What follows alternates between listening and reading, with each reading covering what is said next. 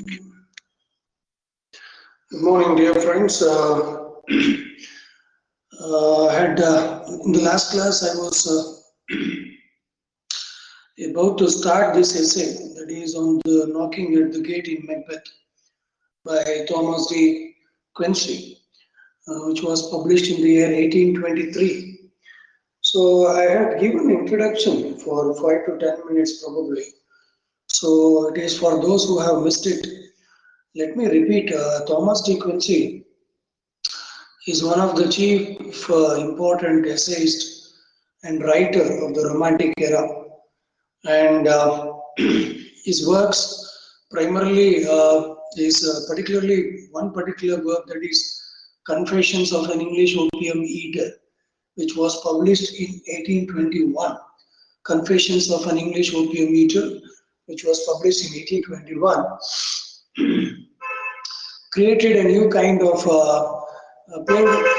paved way for a new kind of literature called addiction literature. Addiction literature. Addiction, ADDICTION, addiction literature. And as I told you, Thomas D. Quincy, this particular work that is on the knocking at the gates in Macbeth is considered as the first work of criticism on any Shakespearean play. Particularly, his focus was on psychological factor.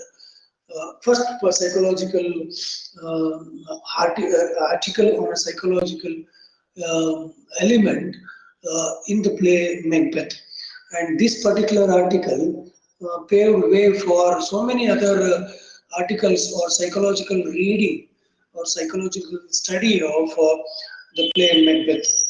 And through this way, as I told you, this essay foreshadows the psychological approaches of much later criticism on this particular play, Macbeth. Macbeth Natakadalli, Act 2, Scene 2. ಈ act 2 scene 2 ಅಲ್ಲಿ Shakespeare ಒಂದು ಪ್ರಸಂಗ ಇದೆ. In the Act 2, Scene 2, Duncan, the King of Scotland, is killed by he has been murdered by both Macbeth and his wife, Lady Macbeth. Macbeth ಮತ್ತೆ ಅವರ ಹೆಂಡತಿ ಇಬ್ರು ಸೇರ್ಕೊಂಡು ಡಂಕನ್ ಅಂತಕ್ಕಂಥ ಸ್ಕಾಟ್ಲ್ಯಾಂಡ್ ರಾಜನನ್ನ ಸಾಯಿಸ್ತಾರೆ. ಸೊ ಅವನಿಗೆ 3 ಜನ ಮಾಟಗಾತಿಯರು ಮೆಕ್ಬೆತ್ಗೆ ಒಂದು ಭವಿಷ್ಯ ಹೇಳಿರ್ತಾರೆ. If you kill Duncan, you may have all the chance to become the king of Scotland, because Macbeth was a general, was an army general for the Scottish army.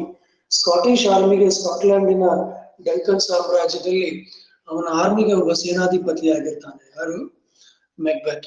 So ಮೆಕ್ಬೆತ್ಗೆ ಆ 3 ಜನ ಮಾಟಗಾತಿಯರು ಏನು ಭವಿಷ್ಯ ನೋಡ್ತಿರ್ತಾರೆ, ಬಂದು ಹೇಳಿರ್ತಾರೆ. ಆ ಒಂದು ಭವಿಷ್ಯವನ್ನ ನಿಜ ಮಾಡ್ಲಿಕ್ಕೆ ಏನ್ ಮಾಡ್ತಾನೆ? He kills Duncan to become what? The future, the would be king of Scotland. So ಏನಾಗುತ್ತೆ Act 2 Scene 2 ಆದ್ಮೇಲೆ? ಸೊ Act 2 Scene 2 ಆದ್ಮೇಲೆ ಅವನು ಮರ್ಡರ್ ಮಾಡಿರ್ತಾನೆ. ನಾನು ಆಗ್ಲೇ ಹೇಳಿದಾಗೆ, what happens after the murder? You can see everything, every creature in the nature, every creature in the nature, it can foresee the murder or the killing or the death of a person. You can see the whole, the sound of whole, the sound made by the whole, the hooting of whole, and howling of dogs. You can see the howling of dogs, hooting of wholes, ಗೂಬೆಗಳ ಕೂಗು, ಮತ್ತೆ ನಾಯಿಗಳ ಅಳು, the cry of dogs. ಇದೆಲ್ಲ ಸಾಮಾನ್ಯವಾಗಿ ಯಾವ್ದಾದ್ರು ವ್ಯಕ್ತಿ ಸತ್ತಂತ ಸಂದರ್ಭದಲ್ಲಿ ಅದು ಒಂದು ಸೂತಕದ ಛಾಯೆ ಅಥವಾ ಸೂತಕದ ಸಂಕೇತಗಳು. ಸೊ ಅದು ನೀವೆಲ್ಲ ಗಮನಿಸ್ತಾ ಇದ್ದೀರ. ನಾಯಿ ಎಡ್ತಾ ಇದೆ ಅಂದ್ರೆ ಯಾರು ಸತ್ತೋಗಿದ್ದಾರೆ ಅಂತಲ್ಲ. ಆ ಪರ್ಟಿಕ್ಯುಲರ್ ರಾತ್ರಿಯಲ್ಲಿ ಮೆಕ್ಬೆತ್ಗೆ ಇವೆಲ್ಲ ಕೇಳಿಸುತ್ತೆ. ಅವನ ಅರಮನೆ ಕ್ಯಾಸಲ್ ಏನಿದೆ, ಕ್ಯಾಸಲ್ ಇಸ್ ಕಾಲ್ಡ್ ಎಸ್ ಇನ್ವರ್ನೆಸ್ ಅಂತ. Castle of Inverness, INVERNESS, Castle of Inverness which is located in Scotland. So a castle of Inverness ಅಲ್ಲಿ ಇದ್ದಂತ ಮೆಕ್ಬೆತ್ಗೆ ಎಲ್ಲ ರೀತಿಯ ಕೆಟ್ಟ ಸೂತಕದ ಧ್ವನಿ ಏನು ಛಾಯೆ ಪ್ರಕೃತಿಯಿಂದ ಅಥವಾ ಪ್ರಾಣಿಗಳಿಂದ ಪಕ್ಷಿಗಳಿಂದ ಕೇಳೋದಕ್ಕೆ ಸಿಗುತ್ತೆ. ಅದೆಲ್ಲ ಏನೋ ಒಂದು ಸೂಚಿಸುತ್ತೆ ಅಂದ್ರೆ ಏನೋ ಒಂದು ಆಗ್ಬಾರ್ದಾಗಿದೆ, ಯಾರೋ ಒಬ್ರು ತೀರೋಗಿದ್ದಾರೆ ಅಂತ. So but at the same time, on the very particular night when he kills Duncan, on that particular night, what happens on the other side of life? ಜೀವನದ ಇನ್ನೊಂದು ಭಾಗದಲ್ಲಿ ಏನ್ ನಡೀತಾ ಇದೆ, ಇವನ ಕೋಟೆಯ ಮುಂದಿನ ಗೇಟ್ ಇದೆ, ಆ ಗೇಟ್ ಅನ್ನು ಯಾರೋ ಬಂದು ಬಡಿತಾ ಇದ್ದಾರೆ. Somebody is knocking at the gate of Macbeth. Okay, ಮೆಕ್ಬೆತ್ತಿನ ಕೋಟೆಯ ಗೇಟ್ ಅನ್ನ ಯಾರೋ ಬಂದು ನಾಕ್ ಮಾಡ್ತಿದ್ದಾರೆ. ಸೊ ಆ ನಾಕ್ ಮಾಡೋದು ಯಾವುದರ ಸಂಕೇತ? ಸೊ ಈ ಇನ್ನೊಂದು ಜಗತ್ತೇನಿದೆ, ಬಾಹ್ಯ ಜಗತ್ತು, ಅದಕ್ಕೆ ಈ ಕ್ಯಾಸಲ್ ಕೋಟೆಯ ಒಳಗಡೆ ಏನಾಗಿದೆ ಅನ್ನೋದು ಗೊತ್ತಿಲ್ಲ. So the outer world doesn't know what actually has happened in Macbeth castle. ಮೆಕ್ಬೆತ್ತಿನ ಕೋಟೆ ಒಳಗೆ ಏನಾಗಿದೆ, ಕೊಲೆ ಆಗಿದೆಯಾ ಏನು ಅಂತ ಒಂದು ಚೂರು ಮಾಹಿತಿ ಹೊರ ಜಗತ್ತಿಗೆ ಇಲ್ಲ. ಸೊ ಇಲ್ಲಿ ಏನಾಗುತ್ತೆ, ಒಂದು knocking at the gate of Macbeth, ಆ ಗೇಟ್ ಅನ್ನ ಬಡಿಯೋದ್ರ ಮುಖಾಂತರ ಆ ಮೆಕ್ಬೆತ್ತಿನ ಒಂದು ಮಾನಸಿಕ ತೊಳಲಾಟ ಅಲ್ಲಿಂದ ಶುರುವಾಗುತ್ತೆ. ಮತ್ತೆ ಮೆಕ್ಬೆತ್ ಕಮ್ಸ್ ಟು ದ ರಿಯಾಲಿಟಿ. ಅಲ್ಲಿ ತನಕ ಅವನ ಮನಸ್ಸು ಕೊಲೆ ಮಾಡೋದ್ರ ಕಡೆ ಗಮನ ಇರುತ್ತೆ, ರಾಜನಾಗ ಹೋಗೋದ್ರ ಕಡೆ ಅವನ ಮನಸ್ಸು ದೃಷ್ಟಿ ಇರುತ್ತೆ, ಅವನ ದೂರದೃಷ್ಟಿ ಇರುತ್ತೆ. ಇವಾಗ ಏನಾಗುತ್ತೆ, ಒಂದು ನಾಕಿಂಗ್ ಅಟ್ ದ ಗೇಟ್, ಆ ಗೇಟ್ ಅನ್ನ ಬಡಿಯುವಂತ ಸೀನ್ ಏನಿದೆ, ಪ್ರಸಂಗ ಇದೆ, ಅದು ಮೆಕ್ಬೆತ್ ಅನ್ನ ವಾಸ್ತವದ ಕಡೆಗೆ ಕರ್ಕೊಂಡು ಬರುತ್ತೆ. It makes Macbeth to realise the reality. So the real world, the actual world, what is happening on the other side of world. So who knocks at the gate of Macbeth? It is the other two characters. One is Lennox, Lennox, and the other character is Macduff. Macduff, Macduff, Macduff ಮತ್ತೆ Lennox, Lennox. Lennox. ಇವೆರಡು ಕ್ಯಾರೆಕ್ಟರ್ಗಳು ಬಂದು ಮೆಕ್ಬೆತ್ತಿನ ಅರಮನೆಯ ಕೋಟೆ ಬಾಗಿಲನ್ನ ಕೋಟೆಯ gate ಅನ್ನ ಬಡಿತಾ ಇದ್ದಾರೆ. So ಏನಾಗುತ್ತೆ, ನಾನು ಆಗ್ಲೇ ಹೇಳಿದಾಗೆ, here the author is trying to apply what readers reception theory. Readers reception theory ಅಂದ್ರೆ ಓದುಗರಿಗೆ ಹೆಚ್ಚು ಮಹತ್ವ ಕೊಡೋದು. ಒಬ್ಬ ಬರಹಗಾರ ಒಂದು ಕೃತಿ, ಕಾವ್ಯ ಅಥವಾ ನಾಟಕ, ಕಾದಂಬರಿ ಯಾವುದನ್ನೇ ಆಗಲಿ ಬರೆದ ನಂತರ ಅವನು ಸತ್ತ ಹಾಗೆ, ಮೀನ್ಸ್ ಇಟ್ ಈಸ್ ಸತ್ತ ಹಾಗೆ in the sense he will be present, ಅಜರಾಮರ ಆಗಿರ್ತಾರೆ. ಸಾಹಿತ್ಯದ ಲೋಕದಲ್ಲಿ ಅವರ ಹೆಸರು ಅಜರಾಮರ ಇರುತ್ತೆ. ಆದ್ರೆ ಅವರ ಸಾಹಿತ್ಯ ಟೀಕೆ, ಟಿಪ್ಪಣಿ, ವಿಮರ್ಶೆ, criticism, it will be open for discussion, it will be open for debate, it will be open for criticism, it will be open for appreciation. ಹೊಗಳಿಕೆ, ತೆಗಳಿಕೆ ಎಲ್ಲದಕ್ಕೂ ಸಿದ್ಧವಾಗಿರ್ಬೇಕು. ಒಬ್ಬ ಬರಹಗಾರ ಅವನ ಪುಸ್ತಕವನ್ನ ಲೋಕಾರ್ಪಣೆ ಮಾಡಿದಂತ ಸಂದರ್ಭದಲ್ಲಿ once it comes into the public domain, public ಡೊಮೈನಿಗೆ ಬಂದಂತ ಸಂದರ್ಭದಲ್ಲಿ ಅದು ಎಲ್ಲಾ ರೀತಿಯ ಟೀಕೆ, ಟಿಪ್ಪಣಿ ಅಥವಾ ಏನ್ ಹೇಳ್ತೀರಾ, ಹೊಗಳಿಕೆ ಆಗಿರ್ಬೋದು, ಅಪ್ರಿಸಿಯೇಷನ್ ಆಗಿರ್ಬೋದು, ಡಿಸ್ಕಷನ್ ಆಗಿರ್ಬೋದು, ಚರ್ಚೆ ಆಗಿರ್ಬೋದು, ಡಿಬೇಟ್ ಆಗಿರ್ಬೋದು. ಸೊ ಇಂಥದಕ್ಕೆಲ್ಲ ಅವಕಾಶ ಮಾಡಿಕೊಡುತ್ತೆ. ಸೊ ಅದನ್ನೇ ನೀವೇನ್ ಹೇಳ್ತೀರಾ, ರೀಡರ್ ರಿಸೆಪ್ಷನ್ ಥಿಯರಿ ಅಂತ.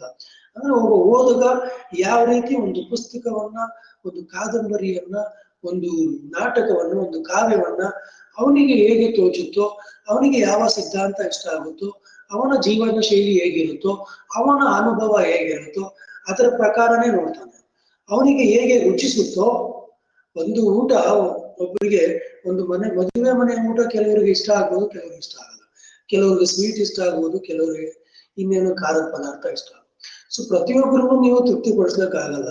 ಸೊ ಟೀಕೆ, ಟಿಪ್ಪಣಿ, ಹೊಗಳಿಕೆ ಇದೆಲ್ಲ ಸಾಮಾನ್ಯವಾಗಿ ಇದ್ದಿದ್ದೆ.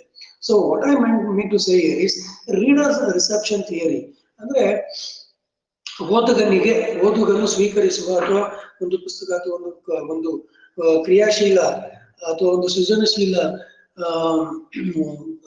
ಕ್ರಿಯೇಟಿವ್ ವರ್ಕ್ ಅನ್ನ ಒಬ್ಬ ಒಬ್ಬ ಓದುಗ ಯಾವ ರೀತಿ ಸ್ವೀಕರಿಸ್ತಾನೆ ಅನ್ನೋದನ್ನ ಇಲ್ಲಿ ಥಾಮಸ್ ಡಿ ಕ್ವಿನ್ಸಿ ತುಂಬಾ ಚೆನ್ನಾಗಿ ಚಿತ್ರಿಸಿದ್ದಾರೆ. So it's a comic scene. Actually ನಾಟಕದಲ್ಲಿ ಅದು ಒಂದು ಕಾಮಿಕ್ ರಿಲೀಫ್ ಕೊಡ್ತಕ್ಕಂಥ ಸೀನ್ ಅದು ನಾಕಿಂಗ್ ಸೀನ್ ಇದೆಯಲ್ಲ, ಆ ಗೇಟ್ ಅನ್ನು ನಾಕ್ ಮಾಡ್ತಕ್ಕಂಥ ಸೀನ್ ಅದು ಕಾಮಿಕ್ ಸೀನ್. ಬಟ್ ಇದನ್ನ ಈ ಸೀನ್ ಕವಿಯ ಒಂದು ಅಗಾಧವಾದಂತ ಚೈತನ್ಯ ಅಥವಾ ಏನು ಆ ಒಂದು ಪ್ರತಿಭೆ.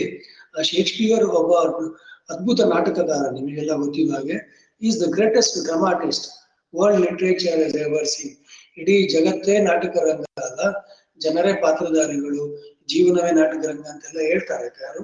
Shakespeare.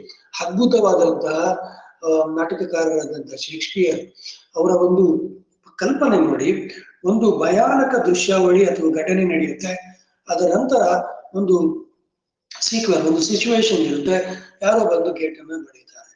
So it's nothing but it shows what the mightiness of the poet whose works are not as those of other men.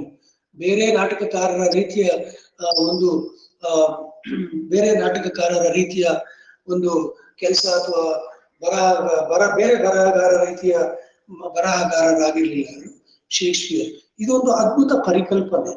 ಒಂದು ಒಬ್ಬರ ಮರಣದ ನಂತರ ಒಂದು ಘಟನೆ ನಡೆದೋಗಿದೆ, ಅಲ್ಲಿ ಏನಾಗಿದೆ, ಗೇಟ್ ಅನ್ನ ಯಾರೋ ಬಂದು ನಾಕ್ ಮಾಡ್ತಿದ್ದಾರೆ. ಅಂದ್ರೆ ಈ ಒಂದು ಪ್ರಪಂಚದಿಂದ ಇನ್ನೊಂದು ಪ್ರಪಂಚಕ್ಕೆ ಒಬ್ಬ ಓದುಗರನ್ನ ತಗೊಂಡು ಹೋಗ್ತಿದ್ದಾನೆ ಯಾರು? ಶೇಕ್ಸ್ಪಿಯರ್. ಒಂದು ಪ್ರಪಂಚ ಅಂದ್ರೆ ಒಂದು ಕಾಲ್ಪನಿಕ ಪ್ರಪಂಚ ಆಗಿರ್ಬೋದು, ಕಾಲ್ಪನಿಕ ಪ್ರಪಂಚವೇ ಆಗಿರ್ಬೋದು, ಅಥವಾ ಅವನದೇ ಆದಂತ ಒಂದು ಪ್ರಪಂಚದಲ್ಲಿ ಯಾರು ಮೆಕ್ಬೆತ್ ಮುಳುಗೋಗಿರ್ತಾನೆ. ಯಾವುದೇ ಅವನದೇ ಆದಂತ ಪ್ರಪಂಚ, ಅವನು ಕೊಲೆ ಮಾಡಬೇಕು, ಅವನು ಸ್ಕಾಟ್ಲೆಂಡ್ ಗೆ ರಾಜ ಆಗ್ಬೇಕು ಅನ್ನೋದು ಒಂದೇ ಅವನ ಗುರಿಯಾಗಿತ್ತು. ಸೊ ಏನ್ ಮಾಡ್ತಾನೆ, ಕೊಲೆ ಮಾಡ್ತಾನೆ. ಬಟ್ ಅವನಿಗೆ ವಾಸ್ತವದ ಅರಿವು ಯಾವಾಗ ಆಗತ್ತೆ? ಇನ್ನೊಂದು ಬದಿಯಲ್ಲಿ ಯಾರೋ ಒಂದು ಗೇಟ್ ಅನ್ನು ಬಿಡಿದಾಗ. ಸೊ ಇದು ಶೇಕ್ಸ್ಪಿಯರ್ನ ಒಂದು ಅದ್ಭುತ ಪರಿಕಲ್ಪನೆ, ಒಂದು ಅದ್ಭುತ. You can see the mastery of his writing. I can say the mastery that he has achieved in writing. The absorbing interest in the human problem thus presented by De Quincey is that almost breathlessly we follow the ingeniously woven argument, and as the conclusion is reached and we come upon the final magical apostrophe, that is, "Oh mighty poet, thy works are not as those of other men. Recall ourselves as from a day dream with a pleasing shock, not unlike the very experience which De Quincey has been analyzing for that singular tremor which seizes us when we hear the knocking at the gate of the castle of Inverness." ನಾನು ಆಗ್ಲೇ ಹೇಳಿದಾಗೆ, recall ourselves as from a day dream with a pleasing shock, not unlike the very experience which De Quincey has been analyzed. ಇದು ಒಬ್ಬ ವಿಮರ್ಶಕಾರ. ಇನ್ನೊಬ್ಬ ವಿಮರ್ಶ D ಕ್ವಿನ್ಸಿಯ ಈ ಒಂದು ಪ್ರಬಂಧ ಏನಿದೆ ಅದರ ಮೇಲೆ ವಿಮರ್ಶೆ ಮಾಡ್ತಾ ಹೇಳ್ತಾ ಇರೋ ವಿಚಾರ ಇದು ಏನಂದ್ರೆ, D Quincy interprets the knocking at the gate as the poet's device for making known that the pulses of life, after the awful parentheses of the murder are beginning to beat again, and the goings on of the world in which we live have been re-established. ಅಂದ್ರೆ ಒಂದ್ ರೀತಿ ಕೊಲೆ ಆಗೋಗಿದೆ, ಘಟನೆ ನಡೆದಿದೆ, ಇನ್ನೊಂದು ಕಡೆ ಆ ಗೇಟ್ ಅನ್ನ ಬಡಿಯೋದ್ರ ಮುಖಾಂತರ ಪುನಃ ಜೀವನವನ್ನ, ಸಾಮಾನ್ಯ ಜೀವನವನ್ನ, ಆರ್ಡಿನರಿ ಲೈಫ್ ಹೇಗೆ ನಡ್ಕೊಂಡು ಹೋಗುತ್ತೆ, ಆರ್ಡಿನರಿ ಜಗತ್ತು, ಹೊರ ಜಗತ್ತಿಗೆ ಈ ಕ್ಯಾಸಲ್ ಅಲ್ಲಿ ಏನ್ ನಡೀತಿದೆ ಅನ್ನೋ ಒಂದು ಪರಿವೇ ಇರಲ್ಲ, ಆ ಜ್ಞಾನನೇ ಇರಲ್ಲ. ಆರ್ಡಿನರಿ ಜಗತ್ತಲ್ಲಿ ಇರ್ತಕ್ಕಂಥ ಮೆಕ್ಡಫ್ ಅಥವಾ ಲಿನಾಕ್ಸ್ ಅನ್ನೋ ಕ್ಯಾರೆಕ್ಟರ್ಗಳು ಅವರಿಗೆ ಈ ಕ್ಯಾಸಲ್ ಅಲ್ಲಿ ಏನ್ ನಡೆದಿದೆ ಅನ್ನೋದೇ ಗೊತ್ತಿರಲ್ಲ. ಅವರು ಬಂದು ಗೇಟ್ ಅನ್ನ ಬಡೀತಾರೆ. So it shows after the awful parentheses of the murder are beginning to beat again, and the goings on the world in which we have been re-established. ಸೊ ಈ ಘಟನೆ ಮುಖಾಂತರ ಶೇಕ್ಸ್ಪಿಯರ್ ಪುನಃ ಸ್ಥಾಪಿಸಲಿಕ್ಕೆ ಹೊರಟಿದ್ದಾನೆ. Is trying to reestablish the ordinary life. So ಇಲ್ಲಿ ರಾಜರ ಮನೆಗಳಲ್ಲಿ, ಕುಟುಂಬದಲ್ಲಿ ಅಥವಾ ಒಂದು ಕೋಟೆಯಲ್ಲಿ ಒಂದು ಘಟನೆ ನಡೆದಿದೆ. ಆನ್ ದ ಅದರ್ ಸೈಡ್ ಸಾಮಾನ್ಯ ಜನರ ಜೀವನದಲ್ಲಿ ಇದರ ಏನು ಪರಿವೇ ಇಲ್ಲ. ಅವರ ರಾಜನ ಒಂದು ಹತ್ಯೆ ಆಗಿದೆ ಅನ್ನೋ ಒಂದು ನಾಲೆಡ್ಜ್ ಕೂಡ ಇಲ್ಲ, ಜ್ಞಾನ ಕೂಡ ಇಲ್ಲ. ಅವ್ರಿಗೆ ಏನಾಗಿದೆ, ಇಬ್ರು ಬಂದು ಕ್ಯಾರೆಕ್ಟರ್ಗಳು ಗೇಟ್ ಅನ್ನ ಬಡೀತಾರೆ. So is trying to reestablish what the actual life, reestablish the natural proceedings. ಸ್ವಾಭಾವಿಕವಾಗಿ ಜೀವನ ಯಾವ ರೀತಿ ನಡಿಬೇಕು ಅದನ್ನ ಮತ್ತೆ ರೀಎಸ್ಟಾಬ್ಲಿಷ್ ಮಾಡ್ತಾನೆ. ಆ ಕೊಲೆಯ ನಂತರ ಯಾರು? ಶೇಕ್ಸ್ಪಿಯರ್. ಆ ಒಂದು ಅದ್ಭುತವಾದಂತ ಸಾಮರ್ಥ್ಯ ಶೇಕ್ಸ್ಪಿಯರ್ ಇತ್ತು. ಒಂದು ಕೊಲೆ ಆದ ನಂತರ ಕೊಲೆಯ ಘಟನೆಯನ್ನು ಸುತ್ತನೇ ಘಟನೆಗಳು ನಡೀಬಹುದಿತ್ತು. ಆದ್ರೆ ಶೇಕ್ಸ್ಪಿಯರ್ ಏನ್ ಮಾಡ್ತಾರೆ, ಕೋಟೆಯಲ್ಲಿ ಕೊಲೆ ಆಗಿದೆ, ಅದೇ ಕೋಟೆಯ ಮುಂಬಾಗಿಲು ಗೇಟಿನ ಬಂದು ಬಡಿತಾ ಇದೆ. ಅಂದ್ರೆ ಹೊರ ಜಗತ್ತಿಗೆ ಈ ಕೋಟೆಯಲ್ಲಿ ನಡೀತಾ ಇರ್ತಕ್ಕಂಥ ಅಥವಾ ಏನು ಘಟನಾವಳಿಗಳ ಒಂದು ಪರಿವೇ ಅಥವಾ ಜ್ಞಾನ ಇರಲ್ಲ. ಸೊ ಅದನ್ನ ತುಂಬಾ ಚೆನ್ನಾಗಿ ಚಿತ್ರಿಸಿದ್ದಾನೆ. ಸೊ ಏನ್ ಹೇಳ್ತಾರೆ ಇಲ್ಲಿ De Quincey, from my boyish days I had always felt a great perplexity ಅಂದ್ರೆ ಕನ್ಫ್ಯೂಷನ್, ಗೊಂದಲ. ಪರ್ಪ್ಲೆಕ್ಸ್ ಅಂದ್ರೆ ಗೊಂದಲ, ಕನ್ಫ್ಯೂಷನ್.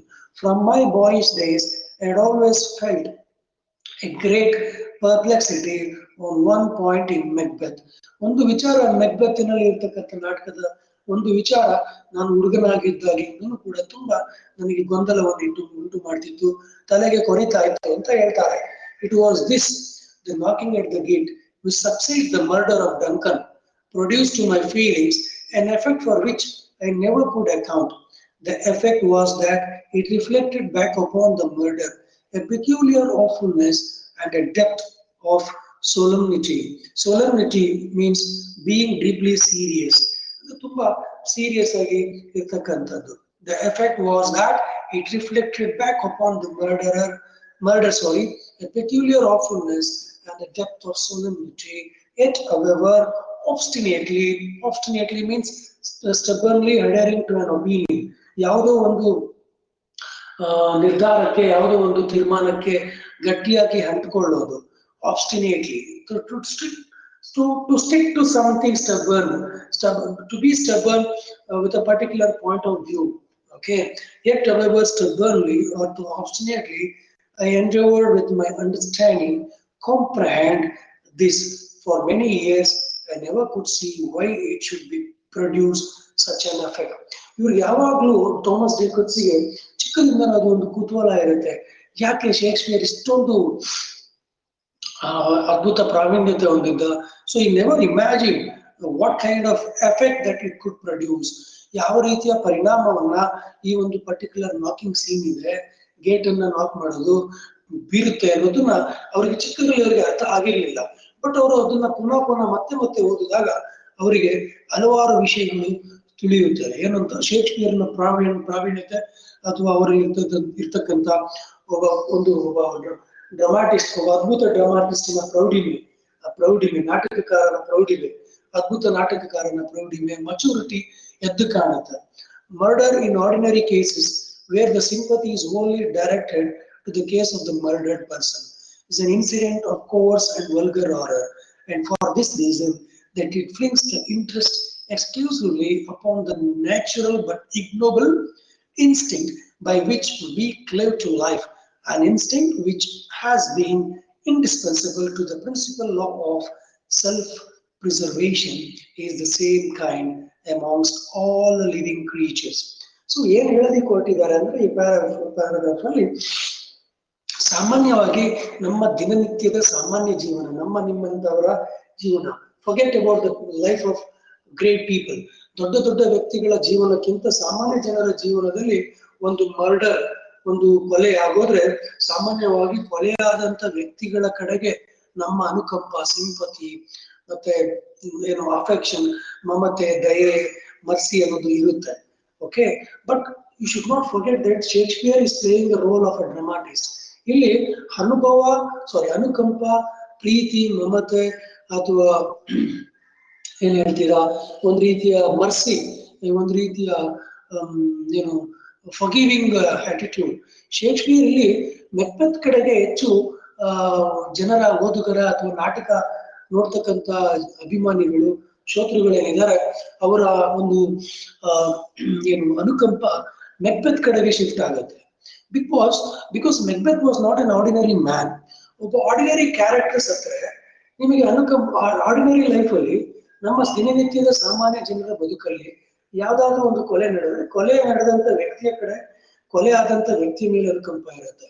ಬಟ್ ಒಂದು ಮರಿಬಾರ್ದು, ಇಲ್ಲಿ ಸತ್ತಿರೋನು ಸಾಮಾನ್ಯ ವ್ಯಕ್ತಿ ಅಲ್ಲ, ಆದ್ರೆ ಸಾಯಿಸಿರುವವನು ಕೂಡ ಸಾಮಾನ್ಯ ವ್ಯಕ್ತಿ ಅಲ್ಲ. ಸಾಯಿಸಿರುವವನು ಕೂಡ ಯಾವುದೋ ಒಂದು ಉದ್ದೇಶ, ಆಂಬಿಷನ್ ಇದೆ, ಅವನಿಗೆ ಒಂದು ಮಹತ್ತರ ಸಾಧನೆ ಮಾಡಬೇಕು ಅನ್ನೋ ಒಂದು ಪರಿಕಲ್ಪನೆ ಇದೆ. So Shakespeare is such a master that he makes it clear that the readers or the audience it's not making you to fall in to trap. ನಿಮ್ಮನ್ನ ಒಂದು ರೀತಿ ಟ್ರ್ಯಾಪಿಗೆ ಬೀಳಿಸ್ತಾ ಇಲ್ಲ ಶೇಕ್ಸ್ಪಿಯರ್. ಡಂಕನ್ ಮರ್ಡರ್ ಆಗಿದೆ, ಅದ್ರ ಮರ್ಡರ್ ಮಾಡಿರೋದು ಸಾಮಾನ್ಯ ವ್ಯಕ್ತಿ ಅಲ್ಲ, ಡಂಕನ್ ಸಾಮ್ರಾಜ್ಯದಲ್ಲೇ ಇರ್ತಕ್ಕಂಥ ಸೇನಾನಿ. ಮತ್ತೆ ಇನ್ನೊಂದು ಅಂಶ ಏನಂದ್ರೆ ಡಂಕನ್ ಅನ್ನ ಸಾಯಿಸೋದಕ್ಕೆ ಒಂದು ಕಾರಣ ಇದೆ, ಅದು ಆಂಬಿಷನ್, ಒಂದು ಮಹತ್ವಾಕಾಂಕ್ಷೆ ಅಂತಿರಲ್ಲ, ಆ ಮಹತ್ವಾಕಾಂಕ್ಷೆ ಅನ್ನೋದು ಮೆಕ್ಬೆತ್ ಅಲ್ಲಿ ಇದೆ. ಯಾವುದೋ ಸ್ಕಾಟ್ಲೆಂಡಿನ ರಾಜ ಆಗ್ಬೇಕು ಅನ್ನೋ ಒಂದು ಮಹತ್ವಾಕಾಂಕ್ಷೆ, ಅದಕ್ಕೋಸ್ಕರ ಸಾಯಿಸ್ತಾರೆ. ಅದೇ ರೀತಿ ಅನುಕಂಪ ಅನ್ನೋದು ಮೆಕ್ಬೆತ್ ಮೇಲೆ ಯಾಕೆ ಬರುತ್ತೆ ಅಂದ್ರೆ ಮೆಕ್ಬೆತ್ ಮನಸ್ಸನ್ನ ಕೆಡಿಸೋದೇ ವಿಚಿಸ್, ಯಾರು ಆ 3 ಜನ ಮಾಟಗಾತಿಯರು. ಸೊ ಸಾಮಾನ್ಯವಾಗಿ ಮೆಕ್ಬೆತ್ ಒಬ್ಬ ನಾಟಕದ ಆರಂಭದಲ್ಲಿ ನೀವು ನೋಡಿದ್ರೆ ಮೆಕ್ಬೆತ್ ಒಬ್ಬ ಅದ್ಭುತ ಮನುಷ್ಯ, ಅದ್ಭುತ ಹೋರಾಟಗಾರ, ಅದ್ಭುತ ಸೇನಾನಿ. ಆದ್ರೆ ಕ್ರಮೇಣ ಮಾಟಗಾತಿಯರ ಮಾತು ಕೇಳ್ಕೊಂಡು ಹಾಳಾಗ್ತಾರೆ.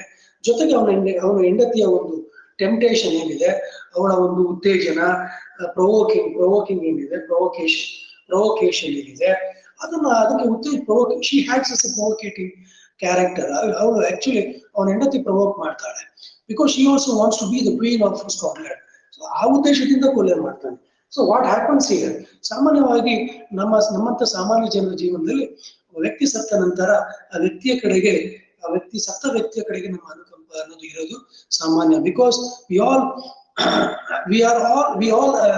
all stick to what principle, primary law of self preservation. ನಮ್ಗೆಲ್ಲ ನಾವು ಬದುಕಬೇಕು, ನಾವೆಲ್ಲರೂ ಬದುಕಬೇಕು ಅಂದ್ರೆ ಜೀವ ಅನ್ನೋದು ಎಷ್ಟು ಮುಖ್ಯ, ಎಲ್ಲರಿಗೂ ಜೀವ ಅನ್ನೋದು ಎಷ್ಟು ಮುಖ್ಯ ಅನ್ನೋ ಒಂದು ಜ್ಞಾನ ಇರೋದ್ರಿಂದಾನೇ ನಾವು ಕೊಲೆಯಾದಂತ ವ್ಯಕ್ತಿಯ ಕಡೆಗೆ ನಮ್ಮ ಅನುಕಂಪ ಅನ್ನೋದು ಸಹಜವಾಗಿ ಇರುತ್ತೆ. ಆದ್ರೆ ಇಲ್ಲಿ ಮುಂದೆ ಏನ್ ಹೇಳ್ತಾರೆ, this instinct therefore because it annihilates all distinctions and degrades the greatest of men to the level of poor and betrayed on. So ದೊಡ್ಡ ವ್ಯಕ್ತಿಗಳನ್ನ ಈ ಆಲೋಚನೆ ಇಟ್ಕೊಂಡು ಯೋಚಿಸಿದಾಗಲೇ ದೊಡ್ಡ ವ್ಯಕ್ತಿಗಳು ಮಾಡ್ತಕ್ಕಂಥ ಕ್ರೌರ್ಯಗಳು ಅಥವಾ ಕೊಲೆ ಆಗಿರ್ಬೋದು, ಅಥವಾ ಹೋರಾಟಕ್ಕೋಸ್ಕರ ಅವರ ಸಾಧನೆಗಳಿಗೋಸ್ಕರ ಮಾಡಿದಂತ ಕೊಲೆ ಅಥವಾ ಮರ್ಡರ್ ಆಗಿರ್ಬೋದು, ಅದು ನಮಗೆ ತುಂಬಾ ಇದಾಗಿ ಕಾಣುತ್ತೆ, ಏನು ಕ್ರೂರವಾಗಿ ಕಾಣುತ್ತೆ. ಸೊ ಅಂತ ವ್ಯಕ್ತಿಗಳನ್ನು ಕೂಡ ನಾವು ಒಂದು ಸಣ್ಣ ಪುವರ್ ಬಿಚ್ಚು ಅಂದ್ರೆ ಒಂದು ಸಣ್ಣ ಕೀಟದ ರೀತಿಯಲ್ಲಿ ಕಾಣ್ತೇವೆ, ವಿಚ್ ಇಸ್ ರಾಂಗ್ ಅಂತ ಹೇಳ್ತಾನೆ. Exhibits human nature in its most abject and humiliating attitude. Such an attitude would little suit the purposes of the poet. ಒಬ್ಬ ಕವಿಗೆ ಇಂಥ ಆಲೋಚನೆಗಳು ಬರೋಲ್ಲ, ನಿಮ್ಮೆಲ್ಲ ಹಾಗೆ ಆಲೋಚನೆಗಳು ಬರ್ಲಿಕ್ಕೆ ಸಾಧ್ಯ ಇಲ್ಲ. ಶೇಕ್ಸ್ಪಿಯರ್ ಆ ರೀತಿ ಆಲೋಚನೆ ಮಾಡಿದ್ರೆ ಮೆಕ್ಬೆತ್ ಅನ್ನೋ ಕ್ಯಾರೆಕ್ಟರ್ನ ಕ್ರಿಯೇಟ್ ಮಾಡಲಿಕ್ಕೆ ಸಾಧ್ಯನೇ ಇಲ್ಲ. ಬಿಕಾಸ್ ಒಬ್ಬ ಕವಿಯಾಗಿ, ಒಬ್ಬ ಲೇಖಕನಾಗಿ, ಒಬ್ಬ ನಾಟಕಕಾರನಾಗಿ ಶೇಕ್ಸ್ಪಿಯರ್ಗೆ ಸಿಂಪತಿ ಇದ್ದಿದ್ದು, ಅನುಕಂಪ ಇದ್ದಿದ್ದು ಮೆಕ್ಬೆತ್ ಮೇಲೆ. ಸೊ ಅದರಿಂದ ಮೆಕ್ಬೆತ್ತನನ್ನ ಒಂದು ದುರಂತಮಯ ನಾಟಕದ ನಾಯಕನಾಗಿ ಮಾಡ್ತಾನೆ. What then must he do? ಒಬ್ಬ ನಾಟಕಕಾರನಾಗಿ ಶೇಕ್ಸ್ಪಿಯರ್ ಏನ್ ಮಾಡ್ಬೇಕಿತ್ತು? He must throw the interest on the murderer. So ಅವನ ಆಸಕ್ತಿ ಅಲ್ಲ, ಶೇಕ್ಸ್ಪಿಯರ್ ಒಬ್ಬ ನಾಟಕರನ್ನಾಗಿ ಅವನ ಆಸಕ್ತಿ ಎಲ್ಲ ಸಾಮಾನ್ಯವಾಗಿ ಮೆಕ್ಬೆತ್ ಅನ್ನೋ ಕ್ಯಾರೆಕ್ಟರ್ ಮೇಲೆ ಇರಬೇಕಾದದ್ದು ಸಹಜ ಕೂಡ. He must throw the interest on the murderer. Our sympathy must be with him. ನಮ್ಮ ಅನುಕಂಪ ಕೂಡ ಮೆಕ್ಬೆತ್ ಕಡೆ ಇರಬೇಕು ಅಂತ ಹೇಳ್ತಾರೆ. ಅಂದ್ರೆ ಕೊಲೆಯಾದ ನಂತರ ಏನೆಲ್ಲ ಘಟನಾವಳಿಗಳು ನಡೆಯುತ್ತೆ, ಆ ಗೇಟ್ ಅನ್ನ ನಾಕ್ ಮಾಡೋದು ವಾಸ್ತವ ಜಗತ್ತಿಗೆ ಕರ್ಕೊಂಡು ಬರುತ್ತೆ ಮೆಕ್ಬೆತ್ತನ್ನ. ಮತ್ತೆ ರೀಡರ್ಸ್ನು ಕೂಡ ಆ ಕೊಲೆಯನ್ನ ನೋಡ್ತಕ್ಕಂಥ ಅಥವಾ ಆ ಕೊಲೆಯ ದೃಶ್ಯವನ್ನ ನೋಡ್ತಕ್ಕಂಥ ನಾಟಕಕ್ಕೆ ಹೋಗ್ತಕ್ಕಂಥ ಆಡಿಯನ್ಸ್ಗೂ ಕೂಡ ವಾಸ್ತವ ಜಗತ್ತಿಗೆ ಕರ್ಕೊಂಡು ಬರ್ತದೆ. ವಾಸ್ತವ ಜಗತ್ತಿಗೆ ಬಂದ ನಂತರ ಸಾಮಾನ್ಯವಾಗಿ ದ ಬ್ಲೇಮ್ ಗೇಮ್ ಸ್ಟಾರ್ಟ್ಸ್. ಅಂದ್ರೆ ಯಾರನ್ನ ಬ್ಲೇಮ್ ಮಾಡೋದಕ್ಕೆ ಸಾಮಾನ್ಯ ಜನರಿಗೆ ಸಿದ್ಧರಿದ್ದಾರೆ? It is naturally Macbeth. Macbeth ಅನ್ನ ಬ್ಲೇಮ್ ಮಾಡ್ಲೇಬೇಕು, ಯಾಕಂದ್ರೆ ಅವನ ಮನೆಯಲ್ಲಿ, ಕೋಟೆಯಲ್ಲಿ ಇದು ಕೊಲೆ ಆಗೋಗಿದೆ. ಸೊ ಅದನ್ನ ಒಬ್ಬ ನಾಟಕಕಾರ ಯಾವ ರೀತಿ ಡಿಫೆಂಡ್ ಮಾಡ್ತಾನೆ, ಮೆಕ್ಬೆತ್ ಕೊಲೆ ಮಾಡೋದನ್ನ ಯಾವ ರೀತಿ ಡಿಫೆಂಡ್ ಮಾಡ್ಕೊಳ್ತಾನೆ, ಯಾವ ರೀತಿ ಸಮರ್ಥಿಸ್ಕೊಳ್ತಾನೆ, ಯಾವ ರೀತಿ ಅವನ ಆಡಿಯನ್ಸ್ಗೆ, ಅವನ ಓದುಗರಿಗೆ ಅನುಕಂಪ ಹುಟ್ಟೋ ಹಾಗೆ ಮಾಡ್ತಾನೆ ಅನ್ನೋದು ಇಂಪಾರ್ಟೆಂಟ್. ಮೆಕ್ಬೆತ್ ಕಡೆಗೆ ನಮ್ಮ ಅನುಕಂಪ ಇರಬೇಕು. ಅದನ್ನ ಮಾಡೋದ್ರಲ್ಲಿ ಯಾವ ರೀತಿ ಯಶಸ್ವಿ ಆಗ್ತಾನೆ, ಯಾರು ಲೇಖಕ ಅಥವಾ ಡ್ರಾಮಾಟಿಸ್ಟ್, ಯಾರು ಶೇಕ್ಸ್ಪಿಯರ್, ನಾಟಕಕಾರದಂತ Shakespeare. In the murdered person, all the strife of thought, all flux and reflux of passion and purpose are crushed by one overwhelming panic. ಸತ್ತಂತ ವ್ಯಕ್ತಿಗೆ ಒಂದೇ ಸಲಿಗೆ ಎಲ್ಲ ನಾಶ ಆಗುತ್ತೆ, ಎಲ್ಲ ಬದಲಾವಣೆಗಳು ಏನಾಗುತ್ತೆ? ಫ್ಲಕ್ಸ್ ಅಂಡ್ ರಿಫ್ಲಕ್ಸ್ ಅಂದ್ರೆ A state of ongoing change, ಬದಲಾವಣೆಯ ಒಂದು ಪರಿಸ್ಥಿತಿ, A state of ongoing change, flux and reflux that you are experiencing with the corona type of atmosphere, with the type of condition, with the type of world that we are living in since the last 2 months. Corona ಆದ ನಂತರದ ಜಗತ್ತು, corona ಮುಂಚಿನ ಜಗತ್ತು ಅಂತ ಹೇಳ್ತಾರೆ. ಇವಾಗ ಮುಂಚಿನ ಜಗತ್ತೇ ಬೇರೆ, ಕರೋನಾ ಆದ ನಂತರ ನೋಡೋ ಜಗತ್ತೇ ಬೇರೆ.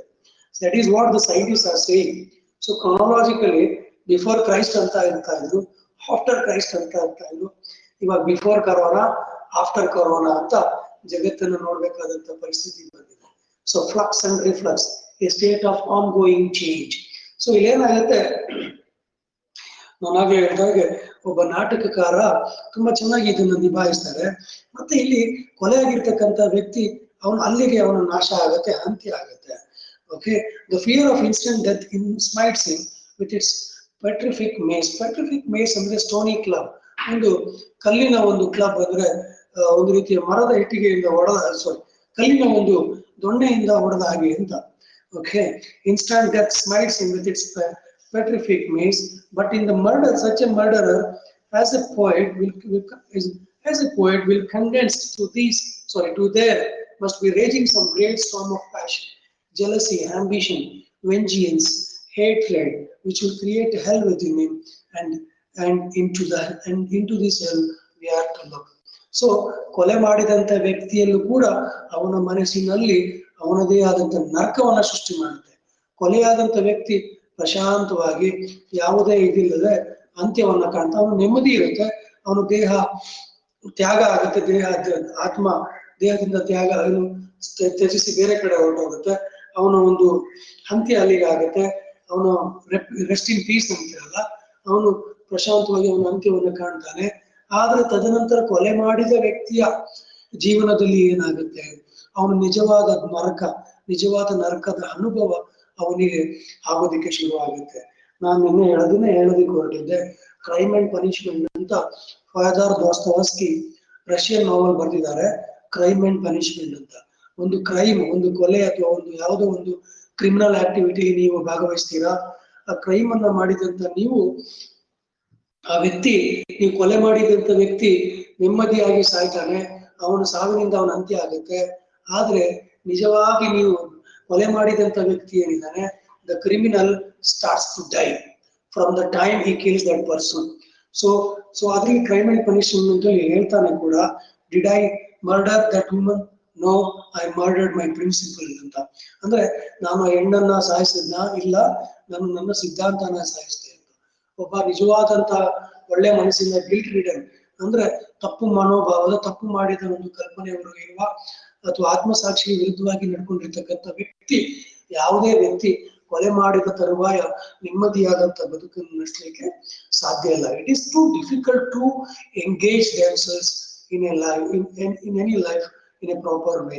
ಸೊ ಇನ್ ದಟ್ ವೇ ಅವನ ಮಹತ್ವಾಕಾಂಕ್ಷೆಗೋ, ಒಂದು ಜಲಸಿಗೋ ಅಥವಾ ಪ್ರತಿಕಾರಕ್ಕೋ, ದ್ವೇಷಕ್ಕೋ,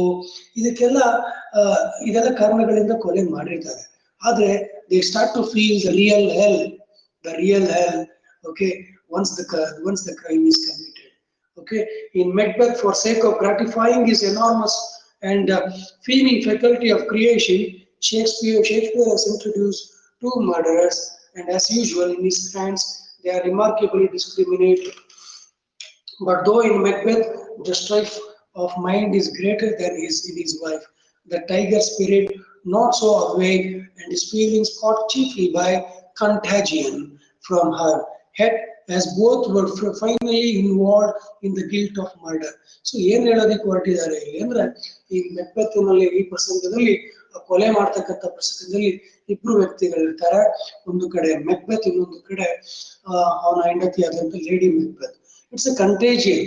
ಸೊ ಒಂದ್ ರೀತಿ ಒಂದು ಕೊಲೆ ಮಾಡಬೇಕು ಅನ್ನೋ ಮನೋಭಾವ ಅದು ಕಂಟೇಜಿಯನ್. ಇದು ಒಂದು disease that spreads by contact. ಹೆಂಡತಿಯಿಂದ ಅವನಿಗೆ ಹಾಕೊಳ್ಳುತ್ತೆ, ಹೆಂಡತಿ ಕೊಲೆ ಮಾಡಬೇಕು ಅನ್ನೋದನ್ನ ಪ್ರವೋಕ್ ಮಾಡ್ತಾಳೆ ಅಂತ ಅವನು ಪ್ರವೋಕ್ ಮಾಡ್ತಾಳೆ.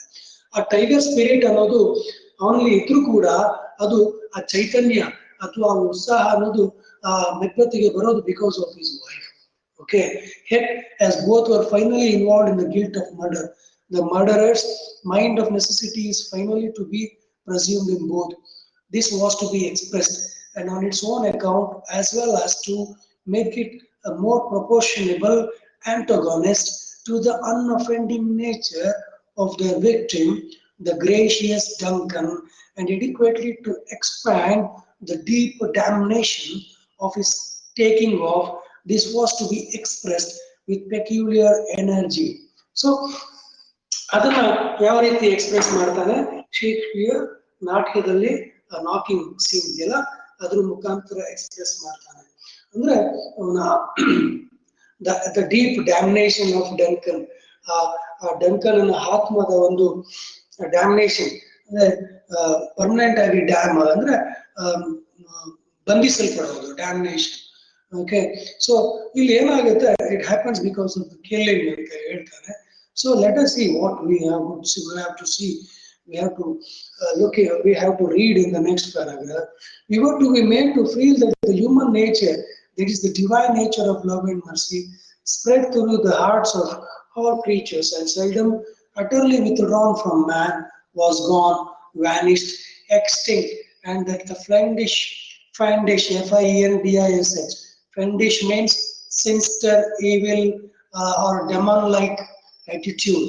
Okay, F-I-E-N-D-I-S-H, fiendish nature had taken its place. So ಪ್ರತಿಯೊಬ್ಬ ಮನುಷ್ಯನಲ್ಲೂ ಪ್ರೀತಿ, ಮಮತೆ, ಅನುಕಂಪ, ಮಮಕಾರ ಅನ್ನೋದು ಇದ್ದೇ ಇರುತ್ತೆ. ಆದ್ರೆ when you want to achieve something, they all utterly withdraw from a man. So ಕೆಲ ಕ್ಷಣ, ಕೆಲವು ಸಮಯ ಅದೆಲ್ಲ ನಿಮ್ಮ ಒಂದು ಮಹತ್ವಾಕಾಂಕ್ಷೆ, ನಿಮ್ಮ ಗುರಿ, ನಿಮ್ಮ ಒಂದು ಸಾಧನೆಯನ್ನು ಸಾಧಿಸ್ಕೋಬೇಕಂದ್ರೆ ಕೆಲವೊಮ್ಮೆ ಇಂಥ ತಪ್ಪು ನಿರ್ಧಾರಗಳನ್ನು ಮಾಡೋದ್ರಿಂದ ನಿಮ್ಮಲ್ಲಿರ್ತಕ್ಕಂಥ ಒಳ್ಳೆಯ ಗುಣಗಳು ಕೆಲವು ಸಮಯ, ಕೆಲವು ಕ್ಷಣ ನಿಮ್ಮಿಂದ ಮನಸ್ಸಿನಿಂದ ದೂರ ಆಗುತ್ತೆ.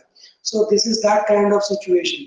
ಆ ಸ್ಥಳವನ್ನ ಪ್ರೀತಿ, ಮಮತೆ ಇರ್ತಕ್ಕಂಥ ಆ ಮನಸ್ಸಿಗೆ ಯಾವ್ದೆಲ್ಲ ಬಂದು ತುಂಬಿಕೊಳ್ಳುತ್ತೆ, fiendish behaviour, fiendish attitude, F-I-E-N-D-I-S-H, fiendish means sinister, evil-like, demon-like, evil spirit-like, enemy or foe.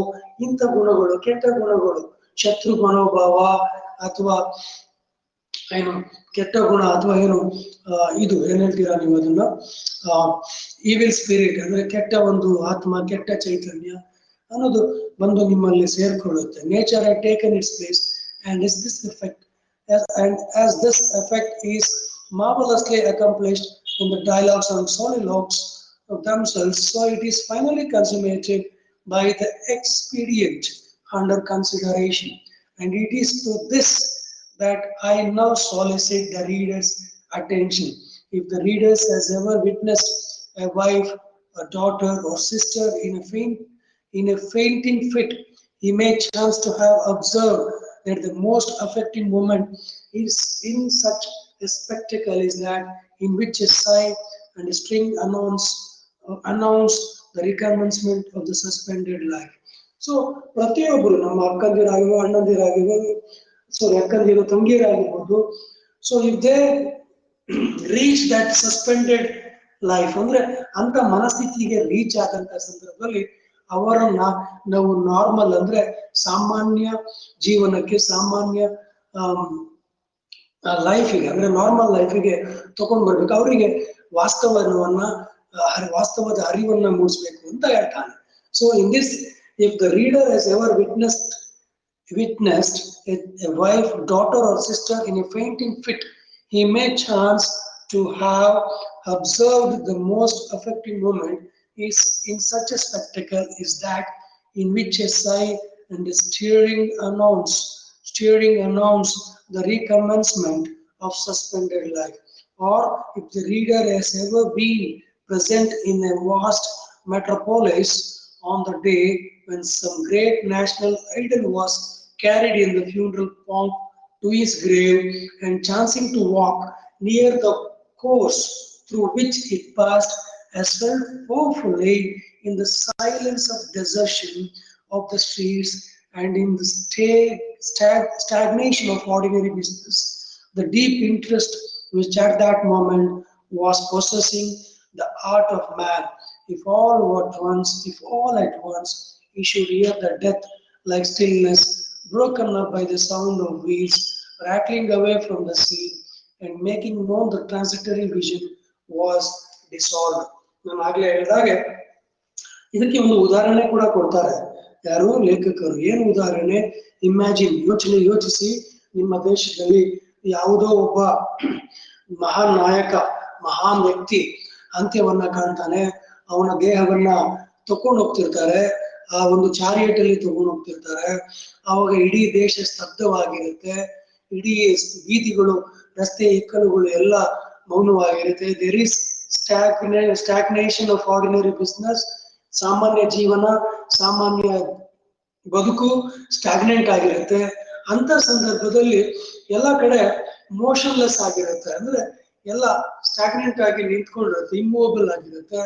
ಅಂತ ಸಂದರ್ಭದಲ್ಲಿ ದ ರ್ಯಾಟ್ಲಿಂಗ್ ಆಫ್ ವೀಲ್, ಒಂದು ಚಕ್ರದ ರ್ಯಾಟ್ಲಿಂಗ್ ಸೌಂಡ್, ಚಕ್ರದ ತಿರ್ತಾ ಇರ್ತಕ್ಕಂಥ ಚಕ್ರದ ಶಬ್ದ ಏನಿದೆ, ಆ ಒಂದು ರಥದ ಚಕ್ರದ ಶಬ್ದ, ಚಕ್ರ ಮಾಡ್ತಕ್ಕಂಥ ಶಬ್ದ, ಆ ಒಂದು ಪ್ರಸಂಗವನ್ನ, ಆ ಒಂದು ಘಟನೆಯಲ್ಲಿ ನಿಮ್ಮ ಮನಸ್ಥಿತಿಯನ್ನ ಸಾಮಾನ್ಯ ಬದುಕಿಗೆ, ವಾಸ್ತವ ಬದುಕಿಗೆ ಕರ್ಕೊಂಡ್ಬರ್ಲಿಕ್ಕೆ ಸಾಧ್ಯ. What does it mean? So a suspended mindset, ಏನಿದೆ, the transitory vision has to be dissolved ಅಂತ ಹೇಳ್ತಾರೆ. The transitory vision has to be dissolved. ಆ ರೀತಿಯ ಮನಸ್ಥಿತಿ, ಟ್ರಾನ್ಸಿಟರಿ ಮನಸ್ಥಿತಿ ಏನಿದೆ ಅದನ್ನ ಕ್ರಮೇಣ ಡಿಸಾಲ್ವ್ ಮಾಡ್ಬೇಕಂತ ಹೇಳ್ತಾನೆ. ಅಂದ್ರೆ you have to come to the normal life, you have to understand the reality. So he will be aware that at no moment was his sense of the complete suspension and pause in ordinary human concerns so full and affecting as to that moment when the suspension ceases and the goings on of human life are suddenly resumed. ಅಂದ್ರೆ ಸಾಮಾನ್ಯ ಜೀವನ, ಸಾಮಾನ್ಯ ಬದುಕು, ನಿತ್ಯ ಜೀವನ ಯಾವುದೇ ಅಡೆತಡೆ ಇಲ್ಲದೆ ಸಾಗುತ್ತೆ. ಸೊ ಅಂದ್ರೆ ಅದೊಂದು ಕ್ಷಣಿಕದ ಸಸ್ಪೆನ್ಷನ್ ಸೀಸಸ್. ಆ ಒಂದು ಇದು ಸಾಮಾನ್ಯವಾಗಿ ಮಹಾನ್ ನಾಯಕರು ಸತ್ತಂತ ಸಂದರ್ಭದಲ್ಲಿ ಇದೆಲ್ಲ ನಿಮಗೆ ಭಾಸವಾಗಿದೆ. ಘಟನಾವಳಿಗಳು, ಒಂದು ಕೊಲೆ, ಒಂದು ಘಟನೆ, ಏನೋ ಒಂದು ನಡೆದಿರುತ್ತೆ, ಅಪಘಾತ ಆಗಿರುತ್ತೆ ಅಥವಾ ಇನ್ನೇನೋ ನಡೆದಿರುತ್ತೆ. ಅವಾಗ ನೀವೆಲ್ಲ ಒಂದು ಟ್ರೊಮ್ಯಾಟಿಕ್ ಸ್ಟೇಟ್ಗೆ ರೀಚ್ ಆಗಿರ್ತೀರಾ, ಒಂದ್ ರೀತಿ ಮಾನಸಿಕ ಸ್ಥಿಮಿತವನ್ನ ಕಳ್ಕೊಂಡಿರ್ತೀರಾ, ಮನಸ್ಸು ಕಂಪ್ಲೀಟ್ ಸ್ಥಿಮಿತದಲ್ಲಿ ಇರೋಲ್ಲ. ಅಂತ ಸಂದರ್ಭದಲ್ಲಿ ವಾಸ್ತವ ಜಗತ್ತಿಗೆ ಬರ್ಬೇಕಂದ್ರೆ ಇಟ್ ಟೇಕ್ಸ್ ಫ್ಯೂ ಟೈಮ್, ಒಂದು 3 ರಿಂದ 4 ನಿಮಿಷ ಆಗುತ್ತೆ. ಸೊ ವಾಸ್ತವ ಜಗತ್ತಿಗೆ ಬಂದು ಸಾಮಾನ್ಯ ಜನಜೀವನಕ್ಕೆ ನೀವು ಹೊಂದ್ಕೊಳ್ಳೇಬೇಕು. ಯಾವುದೇ ಒಬ್ಬ ಮಹಾನಾಯಕ ಆಗಿರ್ಬೋದು, ವ್ಯಕ್ತಿ ಆಗಿರ್ಬೋದು, ಅಥವಾ ಘಟನೆಗಳಾಗಿರ್ಬೋದು, ನಡೆದು ಹೋದಾದ್ಮೇಲೆ ಅದು ನಡೆದು ಹೋದಾಗಿದೆ, ಮತ್ತೆ ಅದನ್ನ ಸರಿ ಮಾಡ್ಲಿಕ್ಕಾಗಲ್ಲ. ಸೊ ನಿತ್ಯ ಜೀವನ, ಸಾಮಾನ್ಯ ಜೀವನ ಅಥವಾ ಏನಿದೆ, the routine life has to continue. ನಿತ್ಯ ಜೀವನ, ಸಾಮಾನ್ಯ ದಿನಚರಿ, ಪ್ರತಿಯೊಬ್ಬರ ದಿನಚರಿ ನಡೀಲೇಬೇಕು. ಓಕೆ, ಅದನ್ನ ಶೇಕ್ಸ್ಪಿಯರ್ ಆ ನಾಕಿಂಗ್ ಸೀನ್ ಇಂದ ಏನ್ ಮಾಡ್ತಿದ್ದಾರೆ, ನಾಟಕಕಾರರಾಗಿ ತುಂಬಾ ಚೆನ್ನಾಗಿ ಚಿತ್ರಿಸಿದ್ದಾರೆ. All action in any direction is thus expounded, measured and made apprehensible by reaction. Now, all action in any direction is best expounded, measured and made apprehensible by reaction. Now, apply this to the case in Macbeth. Here, as I have said, the retiring of the human heart and the entrance of the fiendish art was to be expressed and made sensible. So the retiring of human heart, ಆ ಒಂದು ಕೆಲವು ಕ್ಷಣಗಳಿಗೆ, ಕೆಲವು ನಿಮಿಷಗಳಿಗೆ ಮೆಕ್ಬೆತ್ನ ಒಂದು ಆತ್ಮದಿಂದ ಆ human heart, ಆ ಮಾನವ ಹೃದಯ, ಆ ಮನುಷ್ಯ ಹೃದಯ ಅನ್ನೋದು ಕಳೆದು ಹೋಗಿರುತ್ತೆ. ಆ ಜಾಗವನ್ನ ವಾಟ್ ಫೆಂಡಿಶ್ ಹಾರ್ಟ್ ಅಂದ್ರೆ ಡೆವಿಲಿನ ಆತ್ಮ, ಡೆಮಾನಿನ ಆತ್ಮ, ಅದು ದೆವ್ವದ ಆತ್ಮ ಬಂದು ಹೃದಯ ಬಂದು ಸೇರ್ಕೊಂಡಿರುತ್ತೆ. ಸೊ ಅದು ಒಂದು ಟೆಂಪ್ರವರಿ ರಿಪ್ಲೇಸ್ಮೆಂಟ್ ಆಗಿ ಬಂದು ಕೂತಿರುತ್ತೆ. ಘಟನೆಗೆ ನಡೆದ ನಂತರ ಆ ಒಂದು ಆತ್ಮ ನಿಮ್ಮ ದೇಹವನ್ನು ಬಿಟ್ಟು ಹೋಗುತ್ತೆ, ಆ ಒಂದು ಹೃದಯ ಬಿಟ್ಟು ಹೋಗುತ್ತೆ, ನೀವು ವಾಸ್ತವ ಜಗತ್ತಿಗೆ ಬರ್ತೀರಾ. ಸೊ ದಿಸ್ ಇಸ್ ಕ್ವೈಟ್, ನಾನು ಆಗ್ಲೇ ಹೇಳಿದಾಗೆ ಈ ಒಂದು ಎಸೆ ಆರ್ಟಿಕಲ್ ಏನಿದೆ, it's a psychological essay, it's based on psychological element. Now apply this to the case in Macbeth. Here, as I have said, the retiring of the human heart and the entrance of the fiendish heart was to be expressed and made sensible. Another world has stepped in and the murderers are taken out of the region of human things. human purposes, human desires. They are transfigured. Lady Macbeth is unsexed. Take it down. ಏನ್ ಹೇಳುತ್ತೆ lady ಮೆಕ್ಬೆತ್ ಏನ್ ಹೇಳ್ತಾರೆ is ಅನ್ಸೆಕ್ಸ್ಡ್. Lady ಮೆಕ್ಬೆತ್ ಈ ಒಂದು ಕ್ಷಣ ಆ ಒಂದು ಸಮಯ ಕೊಲೆ ಮಾಡ್ತಕ್ಕಂಥ ಸಂದರ್ಭದಲ್ಲಿ ಲೇಡಿ ಮೆಕ್ಬೆತ್ ಯಾವ ರೀತಿ ನಡ್ಕೊಂತಾಳೆ? ಅನ್ಸೆಕ್ಸ್ಡ್ ಅಂದ್ರೆ ಹೆಣ್ಣಿನ ರೀತಿ ನಡ್ಕೊಳಲ್ಲ, ಅವಳು ಗಂಡಿನ ರೀತಿ ನಡ್ಕೊಂತಾಳೆ. ಕೊಲೆ ಮಾಡು ಮಾಡು ಮಾಡು ಬಿಡ್ಬೇಡ ಅಂತ ಅವನ್ನ ಪ್ರೊವೋಕ್ ಮಾಡ್ತಾಳೆ. ಈ ಒಂದು ಆಪರ್ಚುನಿಟಿ ಮತ್ತೆ ಸಿಗಲ್ಲ, ಅವಕಾಶ ಮತ್ತೆ ಸಿಗಲ್ಲ, ಬಳಸ್ಕೋ, ಸದುಪಯೋಗ ಪಡಿಸ್ಕೋ ಅಂತ ಗಂಡನನ್ನ ಉತ್ತೇಜಿಸ್ತಾಳೆ. So lady Macbeth is unsexed. Okay, Macbeth has forgotten he was born of a woman. So Macbeth ಕೂಡ ಮರೆತಿರ್ತಾನೆ, ತಾನು ಕೂಡ ತಾಯಿಯ ಗರ್ಭದಲ್ಲಿ ಹುಟ್ಟಿರೋವನು, ತಾನು ಕೂಡ ಏನು ಒಂದು ಹೆಣ್ಣಿನ ಗರ್ಭದಲ್ಲಿ ಹುಟ್ಟಿರುವವನು ಅನ್ನೋದನ್ನ ಮರ್ತಿರ್ತಾನೆ. ದೆವ್ವದ ದೇಹದಲ್ಲಿ ದೆವ್ವದ ಗರ್ಭದಲ್ಲಿ ಜನಿಸಿದವನು ಅನ್ನೋ ರೀತಿ ಬಿಹೇವ್ ಮಾಡ್ತಾರೆ ಯಾರು? Macbeth. So both are conformed to the image of devils, and the word of devils is suddenly revealed. But how shall this be conveyed and made palpable? In order that a new world may step in, this world must for a time disappear. So ಇದನ್ನು ಯಾವ ರೀತಿ ಚಿತ್ರೀಕರಿಸಬೇಕು ಅದನ್ನ Shakespeare ತುಂಬಾ ಚೆನ್ನಾಗಿ ಚಿತ್ರೀಕರಿಸಿದ್ದಾರೆ. ಆ ಒಂದು ಕ್ಷಣ ಆ ದೆವ್ವದ ಆತ್ಮ ಅವರಿಬ್ಬರಿಗೂ ಬಂದು ಸೇರ್ಕೊಂಡಿರುತ್ತೆ. ಹೆಣ್ಣಿನ ಗರ್ಭದಲ್ಲಿ ಹುಟ್ಟಿದಂತ ಮೆಕ್ಬೆತ್ ತುಂಬಾ ಕ್ರೂರಿಯಾಗಿ ನಡ್ಕೊಂತಾನೆ. ಅದೇ ರೀತಿ ಹೆಣ್ಣಾಗೆ ಇದ್ದಂತ ಲೇಡಿ ಮೆಕ್ಬೆತ್ ಗಂಡಿನ ರೀತಿ ನಡ್ಕೊಂತಾಳೆ. ಸೊ ಒಂದು ಕ್ಷಣ ಆ ಸಮಯ ದೇ ಆರ್ ಇನ್ ಟ್ರಾನ್ಸ್. ಒಂದು ರೀತಿ ಟ್ರಾನ್ಸ್ ಅಂತ ಹೇಳ್ಬೋದು, TRANCE, ಟ್ರಾನ್ಸ್ ಅಂತಾಳೆ. ಒಂದು ರೀತಿ ಮನಸ್ಸಿಗೆ ಕತ್ತಲು ಕಲಿಯೋದು, ಒಂದು ರೀತಿ ಮಸಕಾಗೋದು. ಸೊ ದೇವರ್ ಇನ್ ಟ್ರಾನ್ಸ್.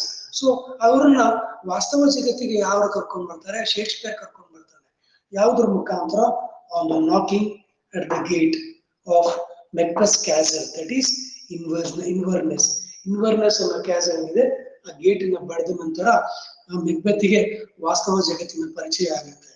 So what does he say is succession of human affairs locked up the murderers, and the murder must be inserted cut off by an immeasurable gulf from the ordinary tide and succession of human affairs, locked up and sequestered in some deep recess. We must be made sensible that the world of ordinary life is suddenly arrested, laid asleep, tranced, okay, and wrapped into a dread armistice. Armistice means a kind of formal agreement to end a war. ARM, army, IS, armistice, TICE. Armistice means a kind of formal agreement to end war, or to end fight, you can say. Okay. So ಏನಾಗುತ್ತೆ ಇಲ್ಲಿ? The time must be annihilated, relation to things without abolished, and all must pass self-withdrawn into a deep, then the world of darkness passes away like the pageantry. Pageantry is a colorful show or display, you can say. Pageantry means a colorful show of display in the clouds. The knocking at the gate is heard, and it makes known audibly that the reaction has commenced. So knocking at the gate ಏನಿದೆ ಆ ಒಂದು ಪ್ರಸಂಗ, so it makes it clear, it makes the readers and also the audience clear of one thing, that the reaction to the incident that has taken place in the castle of Macbeth. ಮೆಕ್ಬೆತ್ತಿನ ಕೋಟೆಯಲ್ಲಿ ಕೊಲೆ ಆಗೋಗಿದೆ. ಅದಕ್ಕೆ ಪ್ರತಿಕ್ರಿಯೆ ಹೊರ ಜಗತ್ತಿನಲ್ಲಿ ಹರಿವಿಲ್ಲದ ಹಾಗೆ ಬರ್ತಿದೆ. ಏನು? The knocking at the gate of Macbeth. Okay, Macbethiನ knocking sound ಏನಿದೆ, that sound ಏನಿದೆ, knocking sound ಗೇಟ್ ಅಲ್ಲಿ ಆಗ್ತಕ್ಕಂಥದ್ದು, ಅದು ಮೆಕ್ಬೆತ್ತಿನ ಹೃದಯವನ್ನ ಎಚ್ಚರಿಸುತ್ತೆ. ಮೆಕ್ಬೆತ್ತಿನ ಹೃದಯವನ್ನ ಹೆಚ್ಚು ಜೋರಾಗಿ ಬಡಿಕೊಳ್ಳೋ ಹಾಗೆ ಹೃದಯದ ಬಡಿತವನ್ನ ಹೆಚ್ಚಿಸುತ್ತೆ. ಸೊ ಇದು ಮೆಟಫರ್ ಕೂಡ ಒಂದು ರೀತಿ. ಆ ನಾಕಿಂಗ್ ಏನಿದೆ ಇಲ್ಲಿ ಆ ಕೋಟೆಯ ಒಳಗಡೆ ಇರ್ತಕ್ಕಂಥ ಮೆಕ್ಬೆತ್ತಿನ ಹೃದಯ ಬಡಿತವನ್ನ ಆ ನಾಕಿಂಗ್ ಸೌಂಡ್ ಏನ್ ಮಾಡುತ್ತೆ? ಹೆಚ್ಚಿಸುತ್ತೆ. The knocking at the gate is heard, and it makes known audibly that the reaction has commenced. The human has made its reflux. Reflux means backwards flow. ಹಿಂದಗಡೆ ಹರಿಯೋದು. Has made reflux upon the faint dish. ಅಂದ್ರೆ ಆ ವ್ಯಕ್ತಿಗೆ ತಾನು ಮಾಡಿರ್ತಕ್ಕಂಥ ತಪ್ಪಿನ ಅರಿವು, ಮಾಡಿರ್ತಕ್ಕಂಥ ಕೊಲೆ ಕ್ರೈಮ್ ಏನಿದೆ ಅದ್ರ ಅರಿವನ್ನ ಮೂಡಿಸುತ್ತೆ. ಅದು ಅರಿವಾಗೋದು ಯಾವಾಗ ಅವನು ವಾಸ್ತವ ಜಗತ್ತಿಗೆ ಆ ಟ್ರಾನ್ಸ್ ಇರ್ತಕ್ಕಂಥ ಮನಸ್ಸು ವಾಸ್ತವ ಜಗತ್ತಿಗೆ ಬಂದಾಗ, ಶಿಫ್ಟ್ ಆದಾಗ ಅವರಿಗೆ ಅವರು ಮಾಡಿದಂತ ತಪ್ಪಿನ ಪರಿಕಲ್ಪನೆ ಅಥವಾ ಒಂದು ತಪ್ಪಿನ ಒಂದು ಅನುಭವ ಆಗುತ್ತೆ. The pulses of life are beginning to beat again. ಜೀವನದ ಒಂದು ಪಲ್ಸಸ್ ಬಡಿತ ಮತ್ತೆ ಹೆಚ್ಚಾಗಿ ಜೋರಾಗಿ ಬಡ್ಕೊಳ್ಳೋದಕ್ಕೆ ಶುರು ಆಗುತ್ತೆ. And the re-establishment of the goings on the world in which we live first makes us profoundly sensible of the awful parentheses that has suspended them. The Macbeth plot to kill Duncan and knocking at the gate rouses the household of Duncan's corpse is discovered. The knocking figuratively captures Macbeth's guilt-ridden heartbeat. ನಾನು ಆಗ ಹೇಳಿದಾಗ ಮೆಕ್ಬೆತ್ನ ಹೃದಯ ಬಡಿತ ಹೆಚ್ಚಾಗುತ್ತೆ. ಆ guilt Reid and, ಆ ತಪ್ಪು ಮಾಡಿದ ಒಂದು ಅನುಭವ, ಆ ಮನಸ್ಥಿತಿ ಏನಿದೆ, ಆ ಮನಸ್ಥಿತಿಯಲ್ಲಿ ಇದ್ದಂತ ಮೆಕ್ಬೆತ್ತಿನ ಒಂದು ಹೃದಯ ಬಡಿತ ಹೆಚ್ಚಾಗಿ ಬಡ್ಕೊಳ್ಳೋದಕ್ಕೆ ಶುರುವಾಗುತ್ತೆ, ಹೆಚ್ಚಾಗುತ್ತೆ, ವೇಗವನ್ನ ಕಾಣುತ್ತೆ. ಅದಕ್ಕೆಲ್ಲ ಮುಖ್ಯ ಕಾರಣ ವಾಸ್ತವ ಜಗತ್ತಿನಲ್ಲಿ ನಡೀತಾ ಇರ್ತಕ್ಕಂಥ ಘಟನೆ ಏನು. ಹೊರ ಜಗತ್ತಿನಲ್ಲಿ ಇದರ ಯಾರೋ ಪರಿವೇ ಇಲ್ಲದ ಹಾಗೆ ಮೆಕ್ಬೆತ್ ಮತ್ತೆ ಲೆನಾಕ್ಸ್ ಬಂದು ಗೇಟ್ ಅನ್ನ ಬಡಿತಾ ಇದ್ದಾರೆ. Macbeth's plot to kill Duncan, knocking at the gate rouses the household of Duncan's corpse is discovered. Roses the household ಅಂದ್ರೆ ಅದು ಹೊರ ಜಗತ್ತನ್ನು ಎಚ್ಚರಿಸಿದ ಹಾಗೆ ಡಂಕನ್ಸ್ ಕಾರ್ಪ್ಸ್ ಇಸ್ ಡಿಸ್ಕವರ್ಡ್ ಅಂದ್ರೆ ಡಂಕನ್ ಆತ್ಮವನ್ನ ಡಿಸ್ಕವರ್ ಮಾಡಿದ್ರೆ ಗೊತ್ತಾಗುತ್ತೆ. ಡಂಕನ್ ದೇಹ ಅಂದ್ರೆ ಸತ್ತ ಬಿದ್ದಂತ ಎಣ ಏನಿದೆ ಅದರ ಒಂದು ಅದು ಹೊರ ಜಗತ್ತಿಗೆ ಕಾಣಿಸ್ಕೊಳ್ಳುತ್ತೆ ಅನ್ನೋ ಒಂದು ಅನುಭವ. ಇದೆಲ್ಲ ಮೆಕ್ಬೆತ್ನ ಭಯವನ್ನ ಹೆಚ್ಚಿಸುತ್ತೆ. And the awareness of his terrible misdeed which coincides with the intrusions from without. ಇವೆಲ್ಲ ಕೋಇನ್ಸೈಡ್ ಆಗುತ್ತೆ. ಆ ನಾಕಿಂಗ್ ಮತ್ತೆ ಅವನ ತಪ್ಪು ಗೊತ್ತಾಗುತ್ತೆ, ಅವನ ತಪ್ಪಿನ ಅರಿವು, awareness of his terrible misdeed, ಒಂದು ತಪ್ಪಿನ ಅರಿವು, ಜಾಗೃತ ಮನಸ್ಸು ಏನಾಗುತ್ತೆ, ಅವನ ತಪ್ಪಿನ ಅರಿವನ್ನ ಮೂಡಿಸುತ್ತೆ. ಅದು ಅವನಿಗೆ ಆ ಒಂದು ನಾಕಿಂಗ್ ಗೇಟ್ ಇಂದ ಆಗ್ತಕ್ಕಂಥ ಶಬ್ದ ಏನ್ ಬರುತ್ತೆ, ಆ ಶಬ್ದದಿಂದ ಅವನಿಗೆ ವಾಸ್ತವದ ಪ್ರಪಂಚ, ವಾಸ್ತವದ ಅರಿವು ಆಗೋದಕ್ಕೆ ಶುರು ಆಗುತ್ತೆ. So to end you can take it down. Foul whispering or abroad, foul whispering or abroad, unnatural deeds do breed unnatural troubles. So this is the bottom line. This is the bottom line for this essay. Foul whispering or abroad ಅಂದ್ರೆ ಗುಸುಗುಸು, ಕೆಟ್ಟದೇನೋ ಆಗಿದೆ ಅನ್ನೋ ಗುಸುಗುಸು ಹೊರಗಿನ ಜಗತ್ತಿನಲ್ಲಿ ಕೇಳಿ ಬರ್ತಾ ಇದೆ. Unnatural deeds do breed unnatural troubles. ಅಸಾಮಾನ್ಯ ಅಥವಾ ಅಸ್ವಾಭಾವಿಕ unnatural deeds, ಅಸ್ವಾಭಾವಿಕ ಕೃತ್ಯಗಳು ಅಸ್ವಾಭಾವಿಕ ಸಮಸ್ಯೆಗಳನ್ನ ತಂದೊಡ್ಡುತ್ತೆ ಅಂತ. ಅಸ್ವಾಭಾವಿಕ ಕ್ರಿಯೆಗಳು ಅಸ್ವಾಭಾವಿಕ ಸಮಸ್ಯೆಗಳನ್ನ ತರುತ್ತೆ. Unnatural deeds do breed unnatural troubles. To breed ಅಂದ್ರೆ ಸಾಕುತ್ತೆ, ಸಲುತ್ತೆ ಅಂತ. ಅನ್ಯಾಚುರಲ್ ಅಸ್ವಾಭಾವಿಕ ಕೆಲಸಗಳು ಅಸ್ವಾಭಾವಿಕ ಸಮಸ್ಯೆಗಳನ್ನ ಸಾಕಿ ಸಲ್ಲುತ್ತೆ. ಇನ್ಫೆಕ್ಟ್ಸ್ ಮೈಂಡ್ಸ್ ಡೈರೆಕ್ಟ್ಲಿ, ಅದು ಮನಸ್ಸನ್ನ ನೇರವಾಗಿ ಬಂದು ನಾಟುತ್ತೆ, ಮುಟ್ಟುತ್ತೆ ಅನ್ನೋದು ಲೇಖಕರ ಒಂದು ಅಭಿಪ್ರಾಯ. That is all about on the knocking at the gate in Macbeth. ಈ ಒಂದು ಪ್ರಬಂಧ ಆ ಒಂದು ವಿಷಯದ ಬಗ್ಗೆ, ಮೆಕ್ಬೆತ್ನ ಒಂದು ಕೊಲೆ, ಅದರ ನಂತರ ತರುವಾಯ ಆದಂತ ಘಟನಾವಳಿಗಳು, ಅದನ್ನ ಶೇಕ್ಸ್ಪಿಯರ್ ಹೇಗೆ ಚಿತ್ರೀಕರಿಸಿದ್ದಾರೆ, ಅದನ್ನ ಸೈಕಲಾಜಿಕಲ್ ಒಂದು ಮಾನಸಿಕ ವಿಷಯವನ್ನಾಗಿ ಇಲ್ಲಿ ಹೇಗೆ ಥಾಮಸ್ ಡಿ ಕ್ವಿನ್ಸಿ ಚರ್ಚೆಗೆ ತಂದಿದ್ದಾರೆ, ಯಾವ ರೀತಿ ಅದನ್ನ ವಿಷಯವನ್ನ ಅದ್ಭುತವಾಗಿ ತುಂಬಾ ಆಳಕ್ಕೆ ಹೋಗಿ ಆ ಒಂದು ಚರ್ಚೆಯನ್ನ ಮಾಡಿದ್ದಾರೆ ಅನ್ನೋದನ್ನ ನೀವು ಗಮನಿಸಿದ್ದೀರಾ. ಇದು I hope you have understood well and you can attain any kind of question on this essay in the exam. ಈ ಪ್ರಬಂಧ ಅಥವಾ ಕೃತಿ ಅಥವಾ ಲೇಖನ ಏನಿದೆ, ಇದರ ಮೇಲೆ ಕೃತಿ ಅಲ್ಲ ಲೇಖನ, ಯಾವುದೇ ರೀತಿಯಾದಂತಹ ಪ್ರಶ್ನೆ ಬಂದರೂ ಕೂಡ ನೀವು ಪರೀಕ್ಷೆಯಲ್ಲಿ ಉತ್ತರಿಸಬಲ್ಲಿರಿ ಅಂತ ನಾನು ಉತ್ತರಿಸಬಲ್ಲಿರಿ ಅಂತ ಅನ್ಕೊಂತೀನಿ. So thinking that you can answer any type of question on this particular piece of work, I'll move on to the next text, that is Getting Up on Cold Morning, which was written by James Henry Leigh Hunt. ಅಂದ್ರೆ ಇದು getting up on cold morning ಅದು publish ಆಗಿದ್ದು, ಪ್ರಕಟಣೆ ಆಗಿದ್ದು 1820ರಲ್ಲಿ. Okay, ಲೇ Hunt ಅವರು ಜನನ 1784ರಲ್ಲಿ ಆಗುತ್ತೆ. He was born in the year 1784 and died in 1859. 1859 ತನಕ ಬದುಕಿರ್ತಾರೆ. 1784ರಿಂದ 1859 ತನಕ ಇವರ ಜೀವಿತಾವಧಿ. His lifespan was between 1784 to 1859. James Henry Leigh Hunt, L-E-I-G-H, James J-A-M-E-S, James Henry H-E-N-R-Y, Henry Leigh Hunt. Okay, Leigh Hunt ಅಂತ ನೋಡ್ಕೋಬಹುದು. L-E-I-G-H, Leigh Hunt, H-U-N-T, Hunt. Okay, he is known as one of the important English critic. English ಸಾಹಿತ್ಯದ ಒಬ್ಬ ಅದ್ಭುತ ವಿಮರ್ಶಕ ಅಂತಲೂ ಕೂಡ ಕರೀತಾರೆ. ಮತ್ತೆ ಒಬ್ಬ ಅತ್ಯುತ್ತಮ ಪ್ರಬಂಧಕಾರ. Is a well known essayist and a poet. ಒಳ್ಳೆ ಅತ್ಯುತ್ತಮ ಕವಿ ಕೂಡ. ದ ಎಕ್ಸಾಮಿನರ್ ಅಂತ ಒಂದು ಮ್ಯಾಗಝೀನ್ ಕೂಡ ಇವರು ಶುರು ಮಾಡಿರ್ತಾರೆ 1808ರಲ್ಲಿ. The Examiner. ಈ ಎಕ್ಸಾಮಿನರ್ ಅನ್ನೋ ಒಂದು ಮ್ಯಾಗಝೀನ್ ಅಲ್ಲೇ ಜಾನ್ ಕೀಟ್ಸಿನ ಒಂದು ಕಾವ್ಯಗಳ ಪ್ರಕಟಣೆ ಆಗುತ್ತೆ. ಜಾನ್ ಕೀಟ್ಸನ್ ಅನ್ನು ಸಾಹಿತ್ಯ ಲೋಕಕ್ಕೆ ಪರಿಚಯಿಸಿದ್ದೆ ಜೇಮ್ಸ್ ಹೆನ್ರಿ ಲೀ ಹಂಟ್. ಜಾನ್ ಕೀಟ್ಸನ್ ಅನ್ನ ಪರಿಚಯ ಮಾಡ್ಕೊಡ್ತಾರೆ. ಅದೇ ರೀತಿ ಶೆಲ್ಲಿಯನ್ನ ಪರಿಚಯ ಮಾಡ್ಕೊಡ್ತಾರೆ.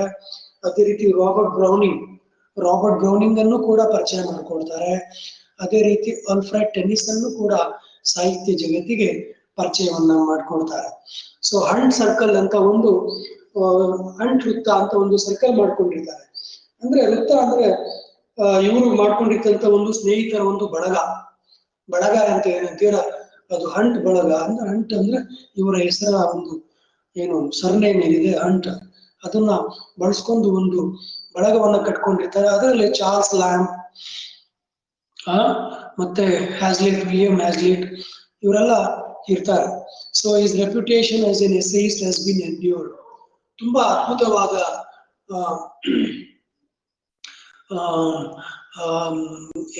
ಎಸೆಯಿಸ್ಟ್ ಇವರು, ತುಂಬಾ ಹೆಸರು ಮಾಡಿದಂತ ಎಸೆಯಿಸ್ಟ್. ಹಾಗೆ ಹೇಳಿದಾಗೆ ಪರ್ಸಿ ಬಿ ಶೆಲ್ಲಿಗೆ ತುಂಬಾ ಆತ್ಮೀಯರಾದಂತ ಸ್ನೇಹಿತರಾಗಿದ್ರು. ಪಿ ಶೆಲ್ಲಿ ಮತ್ತೆ ಜಾನ್ ಕೀಟ್ಸ್ ಮತ್ತೆ ಬೈರನ್ ಅಂತ ಇನ್ನೊಬ್ರು ಕವಿ ಇದ್ದಾರೆ. ಇವರೆಲ್ಲ ಇಟಲಿಯಲ್ಲಿ ಹೆಚ್ಚಿಗೆ ಸಮಯ ಕಳೀತಾರೆ. ಇಟಲಿಯಲ್ಲಿ ಇದ್ದಾಗಲೇ ಪಿ ಬಿ ಶೆಲ್ಲಿ ತನ್ನ 29ನೇ ವಯಸ್ಸಿಗೆ ಸಾಯ್ತಾರೆ. ತನ್ನ ಸ್ನೇಹಿತನನ್ನ ಕಳ್ಕೊಂಡಂತ ಸಂದರ್ಭದಲ್ಲಿ ತುಂಬಾ ದುಃಖಿತರಾಗ್ತಾರೆ. ಯಾರು? ಜೇಮ್ಸ್ ಹೆನ್ರಿ ಲೇ Hunt. And is other journals. ಇವರು ಇನ್ನೂ 2 ಜರ್ನಲ್ಸ್ ಗಳನ್ನ ಪ್ರಕಟಣೆ ಮಾಡಿರ್ತಾರೆ, ಮ್ಯಾಗಝೀನ್ಸ್. ಅದು ದ ಇಂಡಿಕೇಟರ್ ಅಂತ ಒಂದು, ಇನ್ನೊಂದು ದ ರಿಫ್ಲೆಕ್ಷನ್ ಅಂತ. ಸೊ ಲೇ hunts getting up on cold mornings. So ಚಳಿಗಾಲದ ಮಾಗಿ ಕಾಲ ಅಂತೀರ ಹಳ್ಳಿಗಳ ಕಡೆ.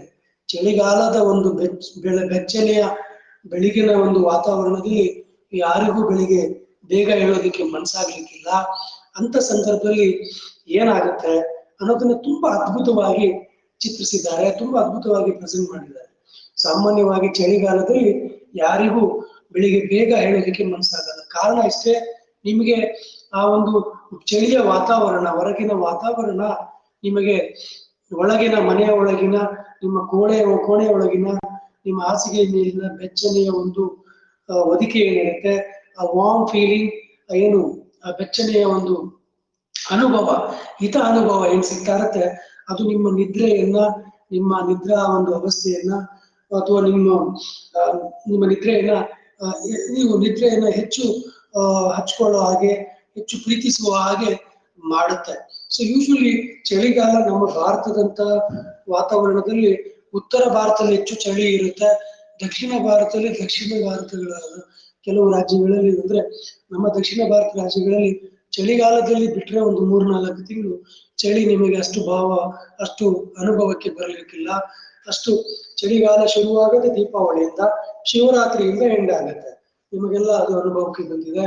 ಸೊ ಚಳಿಗಾಲದಲ್ಲಿ ಆ ಒಂದು 3-4 ತಿಂಗಳು ಸಾಮಾನ್ಯವಾಗಿ ಜನರು ಬೆಚ್ಚಗಿನ ತಿಂಡಿ, ಬೆಚ್ಚಗಿನ ತಿನಿಸುಗಳು, ಬೆಚ್ಚಗಿನ ವಾತಾವರಣ, ಬೆಂಕಿ ಕಾಯೋದು ಹಳ್ಳಿಗಳ ಕಡೆ, ಓಕೆ, ಸಿಟಿಗಳ ಕಡೆ ಬೆಚ್ಚಗೆ ಮಲ್ಕೊಳ್ಳೋದು, ಹೊತ್ಕೊಂಡು ಇನ್ನು ಹಲವಾರು ಬೆಚ್ಚನೆ ರೀತಿ ನಿಮ್ಮ ದೇಹದ ಹೇಗೆಲ್ಲ ಇಡ್ಬೋದು ಹಾಗೆಲ್ಲ ಇಡೋದಕ್ಕೆ ಪ್ರಯತ್ನಿಸ್ತೀರ. ಸಾಮಾನ್ಯವಾಗಿ ಜನರು ಹೆಚ್ಚಿನ ಜನ ನಿದ್ರೆಯನ್ನ ಪ್ರೀತಿಸ್ತಾರೆ. ಸೊ ಇದು ನಿದ್ರೆಯನ್ನ ಪ್ರೀತಿಸುವವರಿಗೆ ತುಂಬಾ ಅದ್ಭುತವಾದಂತಹ ಒಂದು ಬರಹ ಅಂತ ಹೇಳ್ಬಹುದು. So Leigh Hunt's Getting Up on Cold Mornings appeared in the Indicator in 1820. ನಾನು ಒಂದು ಕೆಲಸ ಮಾಡ್ತೀನಿ, ಇದನ್ನ ನಾಳೆ ಮುಂದುವರಿಸ್ತೀನಿ. I'll continue with this tomorrow. It is time now. So I'll take leave from you people. I'll meet you tomorrow. Okay, thank you one and all.